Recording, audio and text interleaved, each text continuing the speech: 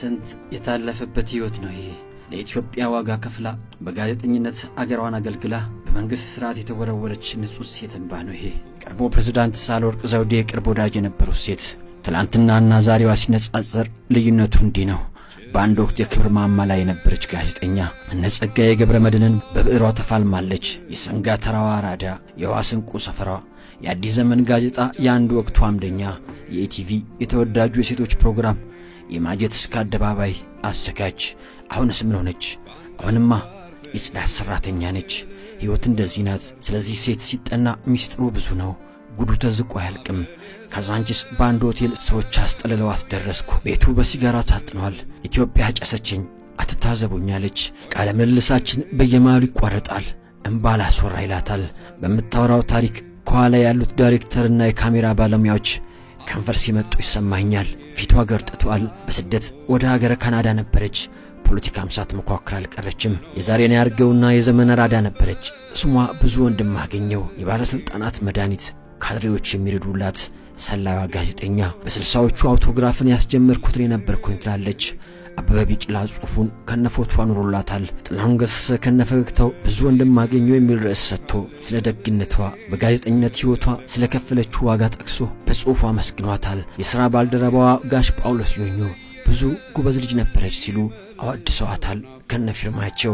የበዓሉ ግርማ የነስብዓት ወዳጃቸው ዛሬም የበዓሉ ግርማን ግድያ ጨምሮ ከባባድ ሚስጥሮች በእጄ ላይ ያሉ ትላለች። ጸጋዬ ገብረመድህን እንደ ጦር ይፈራት ነበርም አሉ። የጓድ መንግስቱ ወታደሮች ያለችበትን ይሰልላሉ። አስገራሚዋ የምርመራ ጋዜጠኛ ሴተኛ አዳሪ መስላ አጭር ቀሚሷን ለብሳ ሲጋራዋን እያቦነነች ስንቱን ጉድጓድ ገብታ ስንቱን ጓዳድና ስንት ጉድ በጋዜጣ ላይ ጽፋለች። የከርታታዋ ኑሮ ብላ ህዝቡን አነጋገረች። ምሽት ቤት ሲዝናኑ ሰላዩዋን ጋዜጠኛ ያቺ ብዙን ተጠንቀቁ መባል ተጀመረ። የአዲስ አበባን ምሽት ቤቶች በሚስጥራዊ ስለላ ያሸበረች ብዕረኛ ወታደራዊ መንግስት አልፎ ኢህአዴግ ሲገባ በ1983 ሰላይ ነች ተብላ ትሰደድ ጀመረ። ብትፈለግ ታጣች። አንዳንዶች መሳሪያ ታጥቃ ጸጉሯን አንጨባራ ሽርጧን አገልድማ ታጋይ መስላ በእኛው መሃል ስትመላለስ ነበር አሉ። ሽብሩ ቀጠለ። ይህን ፊልም መሳይ ታሪክ ስታወራ ግን ወኔዋ አሁንም አለ። ብቻም ባይተናነቃታል። መነጽሯን አውልቃ የእምባ ዘለላዋን ዱብ ታደርገዋለች። አንዳች ሴራማ የተሴረባት ይመስላል። ክፉኛ ተጎድታለች።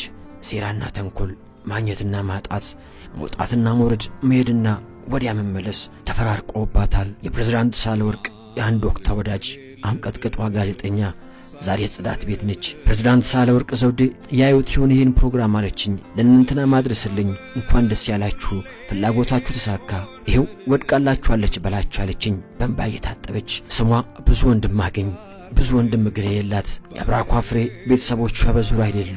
የቲቪ አባሮኝ የጡረታዬን እንኳን አልከፈለኝም ትላለች። ብዙ ወንድም የ60ዎቹና የ70ዎቹ ዘመናዊ ነበረች።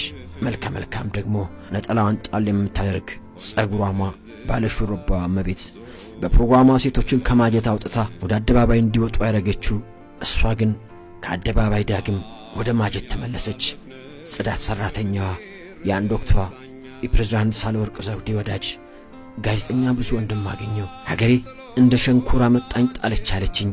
ማን ያወራ የነበረ እስቲ የነበረ እስቲ ያየና